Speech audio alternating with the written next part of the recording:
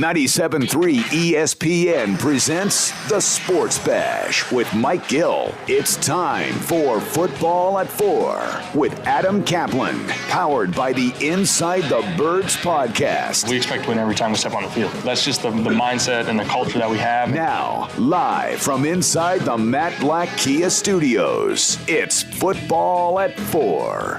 Football at 4 is powered by the Inside the Birds podcast and brought to you locally by PlaySugarHouse.com. Sign up now. They'll match your first deposit up to $250. Must be 21 or older to play. Gambling problem? Call 1-800-GAMBLER. Adam Caplan from the Inside the Birds podcast is with us. A plethora of information today as the Eagles get ready for a dreadful Cowboys team. But can't overlook them. Got to start stacking up wins. And there's a stretch of games, Adam, of 5 for the Eagles coming up where it's going to be hard to find a win. So when you have a winnable game on the schedule, it's imperative that you get one. And it looks like they are going to be as healthy as they've been in a long time for this one. So let's get into it. Let's start with the offensive side of the ball. What's Miles Sanders looking like for Sunday? He seems like a guy who, of all the guys coming back, he would be the guy that you're probably least optimistic about. Yeah, I would agree with that assessment, Mike. Good to be with you guys. Yeah, so he's got this knee injury, which we're not completely sure about yet. So we will try to figure out what that is. We're going to try to get that for our show on Sunday night. By the way, our pregame show is from 5 to 7. So we're trying to figure it out. It's a minor injury, I'm told. I just don't know exactly what it is. But, yeah, of the starters, I'm not counting Alshon Jefferey. He's on a different area. But the fact of the matter is Miles Sanders has not done anything yet. And by the way, tomorrow's the light workout. It's about an hour. So if he doesn't work there, he certainly would not be playing. So he hasn't done anything this week? Not that I know of. Now, the Eagles have not released their injury report. I want to see I want to see how they list him, and then I need to find out if he was limited, what he did. And remember, they're practicing indoors on that turf. All right, so if he's out, I guess that's Boston Scott again. Now, Boston was a bigger part of the offense. I like the way they used him against the Giants. Would you anticipate a lot of Boston Scott if Miles Sanders is out? Yeah, it's not going to change. It's Boston Scott up first. Corey Clement, for whatever reason, Mike, the coaches simply do not want to give him a lot of work. I mean, he is healthy this season. He has not been the same player he once was. I don't quite understand why. But he had 2 rushes last week, 1 catch for 12 yards. That is seemingly is not good enough. And remember, Jason Huntley also got in there and had that really nice 10-yard run. But they really do need a power back. That's the one thing that they lack. And if Sanders were to suffer an injury that would keep him out for a long time, I think they're going to really have to look at investing in a running back who's a little bit bigger physically. All right, let's go to, you mentioned Jeffrey. He is not the foot. It's a calf problem, and he's kind of interesting because you got the trade deadline coming up and then Jalen Reagor. So the 2 wideouts here. Looks like Jeffrey out. What do you think about Reagor? Yeah, so the interesting thing with Jeffrey is they did take the foot off the injury report. So that is not the issue. It's just the calf. And look, unless he takes a lot of reps this week, and so far he's just not going to play. So remember, he got hurt last week. So we don't know exactly where he's at with that. He obviously wouldn't start anyway. He would just, if he could play, he would be active as a backup to Fulgham at the X position. Jalen Reagor is going to play, barring a setback. Unless something happens in Thursday's practice today or tomorrow, he'll play. But the issue there would be, from a conditioning standpoint, how many reps can he take, being that he's been out for nearly 6 weeks? That is what the coaches and their trainers have to decide, how many reps he can handle from a conditioning standpoint, and that's the only challenge right now, as we know it, with his thumb. Yeah, that was going to be, my thought process on Reagor. It's like, yeah, he's coming back, but how much can you expect him to do based off of the conditioning? But how about Dallas Goedert? What's the update on him? Yeah, so this is interesting. He doesn't just have, guys, a broken ankle. He actually has a high ankle sprain. He told the media that today in this session. So that issue is a little worse than we thought. Yet he was designated for returns, which means the Eagles have 3 weeks to evaluate him. Now, he's a long shot for this week. I'm not going to rule him out. Why am I not going to rule him out? Because football players are a different breed. If he gets cleared medically, I could see him having a limited role in this game. Richard Rodgers, to me, obviously is healthier.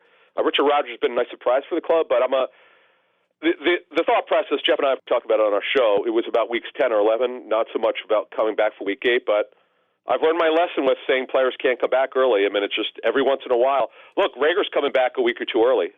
Again, barring something unforeseen, he will play on Sunday night. So guys can come back early sometimes. Yeah, and I want to ask you about that because Rieger, Fulgham, if Goddard plays, and then once they get Sanders back, I mean, the expectations for this offense, I guess, has to elevate. Yeah, it's funny. So I had said something on Twitter yesterday, and it got, I don't know, something like 1,000 likes. What I said was, after the bye, the Eagles have a legit chance to have a lot of really good pass targets around. And by the way, the Eagles just released their injury report for today, and we will take a look at it as we speak here, guys. Let's see who didn't work today. It's a live injury report right here. Yes, the live injury report is this. Jernard Avery, who, by the way, he's not playing anymore. He was only on specials last week. Vinny Curry with the illness, Jack Driscoll with the ankle, Craig James has a thigh injury. He actually would be playing right now, guys. Probably is their third or fourth corner, but he's hurt. Sanders did not practice today. Lane Johnson didn't practice with the high ankle and the MCL sprain, so not looking good for Miles Sanders. You skipped over one, though. What happened to Geary? Yeah, hang on. No, I'm getting to it. Nate Geary did not practice. He came out with an ankle injury from last week's game. I know fans are, they shouldn't applaud when someone's hurt, but I understand the venom that the fans have for Geary. And by the way, I am told that they're going to have T.J. Edwards for this game. He has a hamstring strain, so he's a grade 1 hamstring strain. So if Gary's not playing, it's T.J. Edwards and Alex Singleton should be the two main linebackers for this game. And Alex Singleton, by the way, maybe their best linebacker right now. And by the way, the other players, Malik Jackson limited again. Lane Johnson. Actually, wait a minute. What did they double list this? Lane Johnson actually got out there. Let me update that. Let me correct that. He did get out there. He was limited. Crevon LeBlanc has a quadriceps injury. He was limited. So the only thing I needed to correct was Lane Johnson was out there in limited fashion. That does give him, guys, a chance to play. On Sunday night. So if he does play, do you think Mailata would be playing left tackle and Jason Peters would be playing right guard? Because we did see yesterday that Jason Peters was at left tackle, Mailata at right tackle. Yeah, that's going to be a coaching decision about where they think he is physically with that toe injury. I thought all along it would be week 10 for him, not week 8, but you know what? He's out there. And by the way, the players who are on injury reserve but designated for a return are not on the injury report because they were not on the roster. They're on a reserve list. So we have no idea right now how much he worked, but we will, on our pregame show Sunday, we're going to have everything. We'll learn more. In fact, we probably will learn more for our show that drops tomorrow at 6 a.m., a little bit how Lane looked in his limited practicing. And remember, though, the problem is I've been on the indoor turf, it is unbelievably hard. I have a partially torn meniscus in my left knee, very small. I've had it for well over a decade. I used to actually have to leave the indoor bubble because it would hurt my left knee. So I don't know how in the world when you're coming back from a knee sprain that would feel good, but hey, it is what it is. So let's look at this offensive line because do the Eagles feel like the second half of the year with this offensive line that they're getting a good, healthy offensive line back? You're going to have Peters, Johnson, Kelsey. What's up with Sayamala and I guess Lane Johnson? Yeah, so Isaac Sayamala has a knee sprain. I'm told I don't know which ligament's been impacted. But, yeah, he's not playing this week, and we're not sure exactly after the bye when he'll be ready, whether it be weeks 10, 11, or 12. But until he practices, we're just not going to know. And Lane, look, after the bye, at the very least, as long as nothing else happens, and we always have to say this, every week something seems to happen. But if all but Sayamala are back after the bye, yeah, and Driscoll's injury is a minor ankle injury, he should be back after the bye. So, yeah, they have a chance to have a pretty good offensive line here. But the thing, and you asked it, Mike, for the life of me, I just don't know why they don't move Peters inside to right guard and then Herbig to left guard. Nate Herbig's been a good find for them as an undrafted free agent. But to me, Jordan Mailata has shown, I know he didn't play well last week. He certainly, with the 3 starts, this was not his best. He wasn't bad. He just didn't play that well. Right. I don't know why they don't want to see this thing through, but we're going to learn more because of all the moving parts here with the injuries. Nothing, by the way, is certain with their offensive line this week. Yeah, because it would seem if you had Mailata play left tackle, when Sayamala comes back playing that left guard, Kelsey, and then Peters and Johnson next to each other, I mean, that's about as close as the line you thought you were going to have, save for Mailata instead of Dillard. Yeah, and when you look for the future, here's the other reason why they should be playing Mailata at left tackle. Look, the two hardest matchups he could possibly have, he aced the test. He was terrific against Pittsburgh and Baltimore. When I say terrific, see, here's what happened against Baltimore. Because Jamon Brown was so bad, it ruined their whole offensive line. It hurt the timing. Mailata was not a problem in that game. He actually played fairly well. He was really good against Pittsburgh. This game, he dropped off a little bit, but he wasn't bad. So they really need to see this thing through from a developmental standpoint. They got to know what they have in him.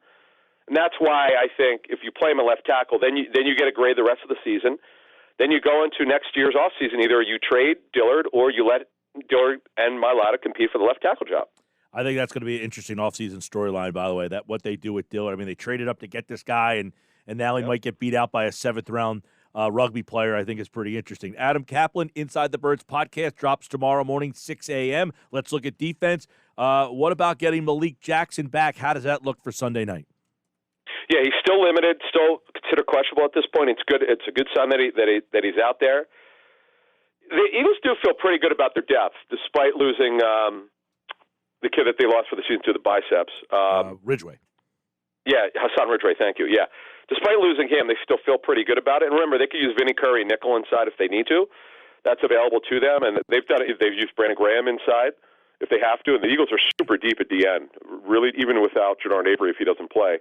They're still legit deep at the end, and they all could play. And Josh Webb, by the way, I'm told teams they've looked into trying to trade for him. The Eagles told him he's not available, so that's how much they think of Josh Webb. It's been a really good story.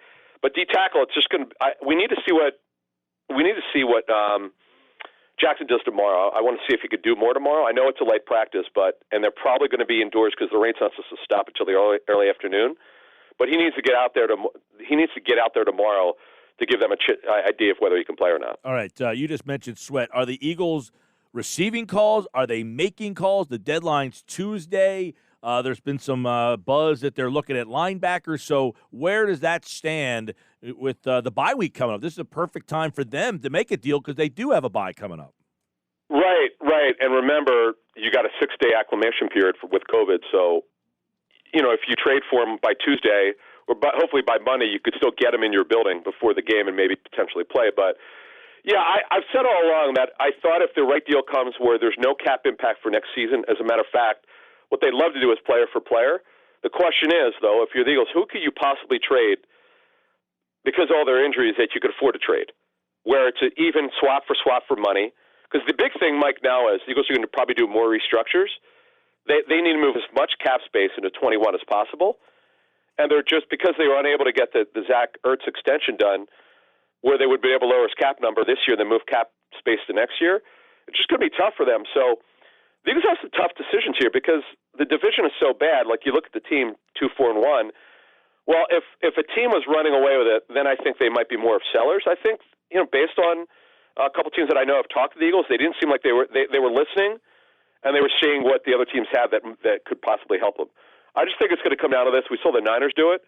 The Niners brought in a kid, Willis, from the Jets, who they had high grade on for the 17 draft.